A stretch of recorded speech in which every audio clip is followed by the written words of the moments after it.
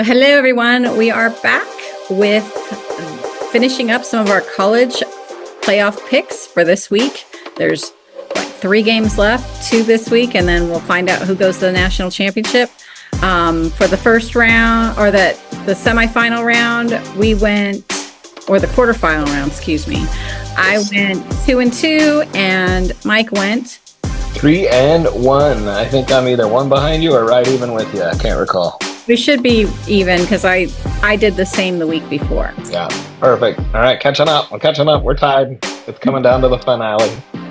So, since you had the better of the picks, why don't you kick off with what you're going to do with our college football picks this week? Perfect. I'm on it. We got our 2 games this week. I think we chose differently, not really differently, but just different games, different picks this week.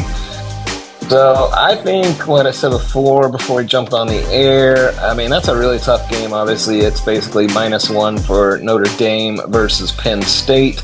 I think either one of those teams could win it, honestly, but I just have this sense that Notre Dame had their letdown game earlier in the year, and they kind of learned from that. And I don't know that Penn State has done one of their typical letdown games. So I'm going to bet that this is not that they're trying to let down, but they're just going to have a rough game. Notre Dame's defense is pretty impressive. I'm going to take Notre Dame -1. All right. On that game, I think both defenses are pretty impressive, but you're right. Notre Dame's defense is very impressive. I think the under for me is in play, and I hate picking unders. But 45, I just don't see either team scoring a lot of points. So I think it's a close game. It's going to be something like 20-17, Notre Dame, most likely. So I'm going to say the under of 45. I like it. I'm with you on that. That's my story, and I'm sticking to it. Unders are crazy, especially when the defense has like 3 pick sixes. All right, game 2. I'm going to your boys. I haven't really leaned on your boys much. In fact, in spite of you, sometimes I've taken the other team. So, but I'm learning they're actually really freaking good. I know everybody was like all pissing and moaning and groaning about their loss to Michigan, which kind of I chuckled at, I have to be honest. But they needed that, honestly, and that's usually what happens with good teams is they got to get their feet kicked out from underneath them. So I'm rolling with Ohio State versus Texas. I bet it's kind of comical because I just see so many people talking announcer-wise, broadcaster-wise about Texas, and I just haven't seen Texas beat any quality teams. What are they, 0-2 against Georgia, right? They really are. Haven't. They let ASU back in the fourth to tie it up in overtime. Yeah, and I mean, I'm sure yours is a good quarterback, and I wouldn't obviously throw Arch Manning in there yet, and we may have talked about that last week, but it's like, I don't know that yours, I think he's good, but I don't know that he's as good as Ohio State. So I'm going to Ohio State -5.5. Well, I'm actually going to take the over of 53.5 on that one because I don't want to jinx my boys. I think if they come out with their game plan that they have the last 2 weeks, where it's because they do it opposite like all the other teams. All the other teams are establish the run so we can open up the passing game. They come out throwing, and then you can't stop their run game. So they're completely opposite. They've got 2 dynamic wide receivers in Jeremiah Smith and Ibuka. And Jeremiah Smith is a freak of nature. Yeah, he is insane, dude. Like they just throw the ball. I don't care how many people are covering him. They just go like, we're not even throwing to anybody else unless we have to. We're just throwing to Jeremiah Smith. And they don't need to. But the other ones are just as capable. I know. Like Ibuka is probably the second best wide receiver in the nation. And then you've got Cardell Tate, and then they've got a couple of great tight ends that are very, very good. I wouldn't say the same tier as Jeremiah Smith or Ibuka.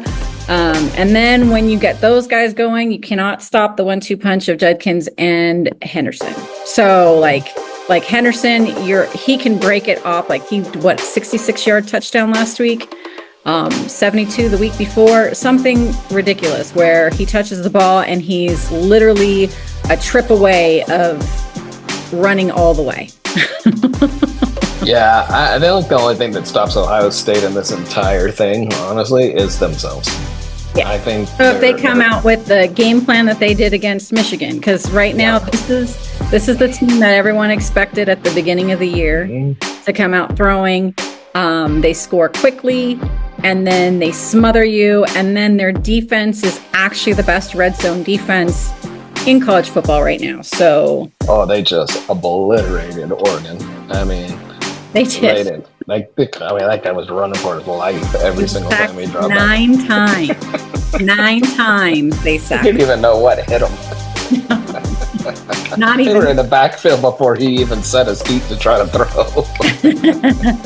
Not even close. It wasn't close. All right. Running his ass off. All right, so now we're moving to the NFL, and we got a handful of games. We'll do like 6 games on this weekend. So I'm going to roll with, I don't know. I just keep believing Washington has this destiny about them. Do I think they're going to win the Super Bowl? No, but I'm going to keep riding this little destiny thing until they just end up not winning, right? I'm going to run out of rope at some point in time, but I'm going to keep riding them until they end up losing.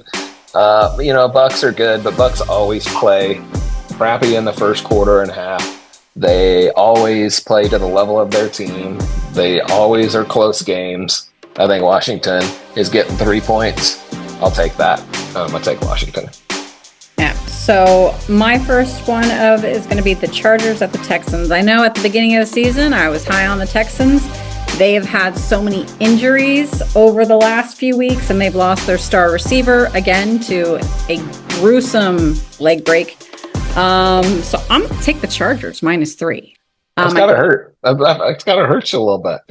It does. But, I think the Chargers are going to be a force to be reckoned with, that whole division. You've got, You've got the coaches. You got Andy Reid, Jim Harbaugh, Sean Payton.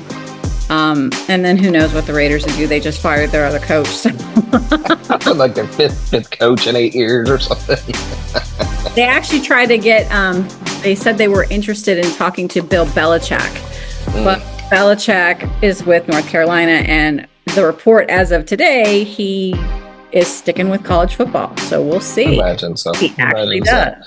He probably wants to give the NFL the middle finger for not entertaining him last year. And you know who's calling the shots over there now, right? Your pretty boy, Tom Brady. Tom Brady, that's true. That is true. Well, they should listen to him. He knows things too about football, right? Does know a little bit about winning. All right. Final pick. My final pick is going to be, even though they look like garbage the other day, and I'm not really totally behind them yet, but I think that's a good game. I think I'm going to go with a Monday night game, B1 Monday night game, and that's the Vikings -1 against the Rams. I know they're on the road, but I'm going to treat that they got a little embarrassed last week, and they're going to kind of come out, and they're going to get on all cylinders.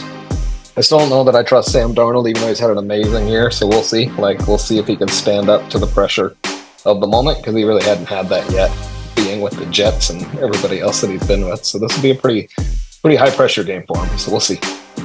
Yes, I agree with that. Sam Darnold, I mean, I'm glad for him. It's been a weird, just a weird trajectory of his. He sucked at the Jets. Of course, it was the Jets. Look what they did to Aaron. And then he got to spend all that time backing up at San Francisco with an actual really, really good coach, offensive-minded coach. And then he goes to the Vikings, and he's playing really, really well. And poor Kirk Cousins is benched on Atlanta. Yeah. But like Michael Penix looks good. But did Atlanta make it in? No. Since they lost, they were out. Okay, that's right. Very end of the game, too.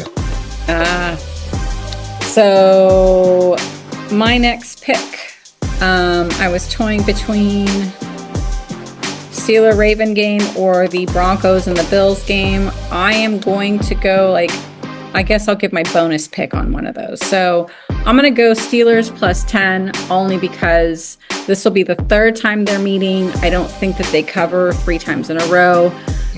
Hopefully their defense plays a little bit better. I still think the Ravens do win because you are playing in Baltimore. Lamar Jackson is a beast. You can't really contain Henry too much either. So I'm going to say that, and I would take the under. No, actually, I'm just going to stay away from the point total because who knows what Baltimore can do.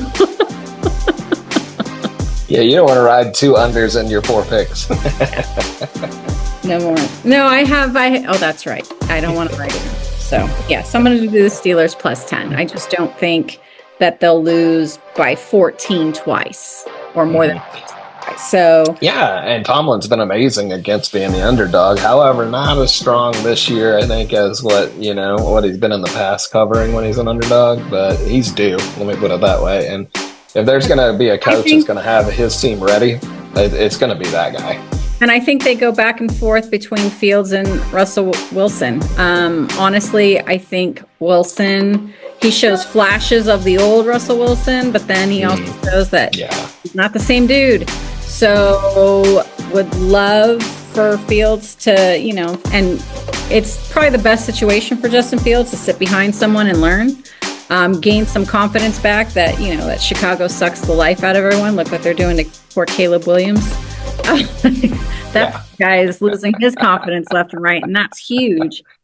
So that would be my pick. And then my bonus pick, I'm going to say I'll check the weather, but I'll double check the weather before I actually make this bet. But as long as the weather's not overly snowy, but that doesn't stop Josh Allen right now, I'll say the over in the Bills game. Yeah, I'm going to go with you on that because I was just looking that up too. And I was like, before you even said it, even though you talked earlier about it, I was like, I think that Broncos and Bills are going to throw some points on the board. You think? Could be a lot. Bo Nix has been playing really, really well. Yeah. And then you've got, Josh Allen is Josh Allen. And I don't even know why there's still an argument on MVP of... I mean, it totally should be Joe Burrows. I don't understand why there's an argument there. Use Joe Burrows. I actually think it should be Josh Reed or Josh Allen, excuse me. But yeah, Joe Burrows. Joe Burrows is playing well. Yeah, I'd say so. But they've taken to the playoffs. But I know it's one of those tough ones. His stats actually outperform and I honestly, Josh Allen, but if it's not Mahomes or Lamar, why isn't it Josh Allen? Like he deserves it this year. He really does because a lot of those games were all him. You actually saw something on a meme the other day where actually Bo Nix's stats are pretty comparable to Josh Allen. Really? I'll have to see if I can find that. Yeah, it was actually pretty impressive. Allen had more rushing yards and Allen had more rushing touchdowns, but passing yards and passing touchdowns and QBR was all pretty comparable. It was an interesting little. Stat. You wouldn't have thought that, yeah. No, again, I saw it on the internet, so I'd have to validate it through credible sources, but it seemed to be pretty credible. And on Baltimore, I think Lamar Jackson's phenomenal. But on the games that Henry hasn't played well, Lamar's numbers go down substantially. Well, that was a huge addition for them. That was a game changer for them year over year. Yeah. So, I mean, if the Ravens are going to be pretty tough for anyone to get out on. So, because if you stop the run, you got to deal with Lamar, and if you stop Lamar, then you got to deal with Henry. That's you got to do both. You got to do both. Unavoidable task, and that's kind of like what you're asking Texas to do against Ohio State.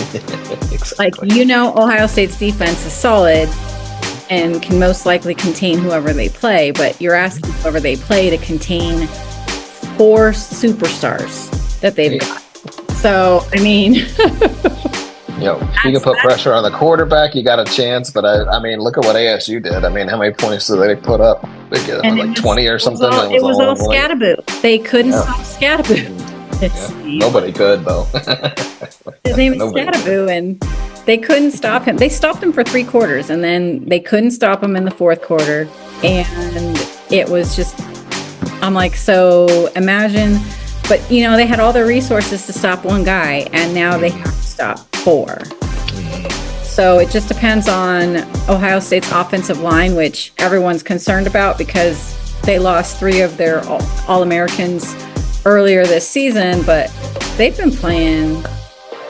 Their offensive line has been controlling the game they've been in so far. They really took it to Oregon, whose defense was playing. They were playing a little lax the last 2 weeks of the season, but for most of the season, they were playing lights out. Yeah, because what was that game in Ohio State? 34-0 in the first quarter or first half? I mean, it was like game was First half. look, game was already over. It was. The game was over at It was half. about to be 21-0 or 24-0 at the end of the first quarter. It ended 17, and then right at the second quarter, it was 24. Then it was 31. Then it was 34, and then what's their name finally scored a touchdown at the end of the half. Then they came out, went I think 3 plays or 4 plays, and kicked it back to Ohio State. And then Oregon finally scored, and then Ohio State's like, you know what, let's just stop playing. They put one more score on the board, and it was done. Because Oregon couldn't do nothing against that defense. It was dominating. The Texas game was way better as far as competition goes. So I think. Well, all of them were good. Like even though Notre Dame, Georgia, it turned out at the very, very end, but that whole game was competitive until probably 8 minutes left. So much better than the previous rounds. Yeah, previous rounds were just previous rounds, whoever was. But see, in this one was everyone who had the rest all lost. I just think that the committee didn't seat them right. Agreed. And agreed, because honestly, Oregon shouldn't have seen Ohio State until. No, they should have played today, this week at most. Yeah, they should have played Boise or ASU if they would have seeded it properly. Like, I don't mind Oregon being number 1. I don't mind Georgia being number 2. But 4, 5, I mean, Ohio State should have never been under Penn State and Indiana. Yeah, that's the hard part. It's like it's swapped in some capacity where now the other conferences didn't get much respect, but now they're getting a higher seed, right? And so before they were getting left out or basically put into the lower bowls. Now they almost got put a little too high, in my opinion, right, in the seeding. Yeah. They kept, because it was like the eyeball test tells you, like, watching it all year. They had that stinker game against that, and they lost to Oregon by a point in Oregon. I mean, it wasn't dominated either way. And then the Michigan game, they lost by 3 points with a terrible game plan. But you're right, they needed their asses kicked. They did. They woke up, and their offense is like, no more. We're going to come out guns a-blazing, and I'm glad, because that's what we've been saying. I'm like, you have the best of all of everything. You have the best, so just use it. Yep, that is true. All right, well, I think that'll conclude today's session. I do have one question to ask. Can your daughter hear me by chance? Is she in the room? Yes, she is. Hey, I have a question for you. Did your mom used to slap you upside the head and beat you when you had homework and she'd get mad at you?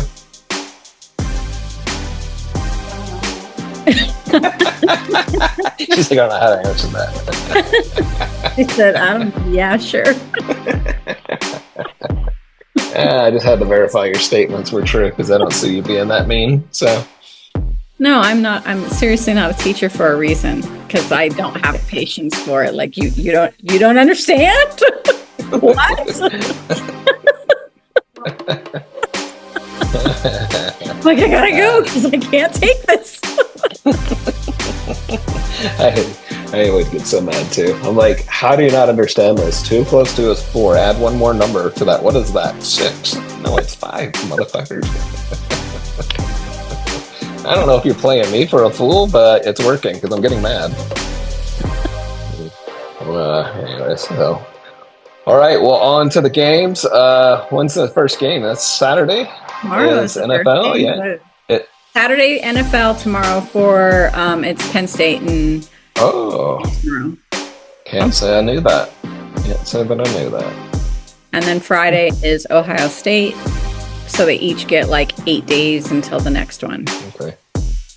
So you were Johnny on the spot. Thursday the 9th and Friday the 10th. Well, we got football again every night again. I thought, hell, we're football on every night. Yeah, we do. Again. For one 5 more week. All right, friend. Bye. See ya. Have a good one. All right.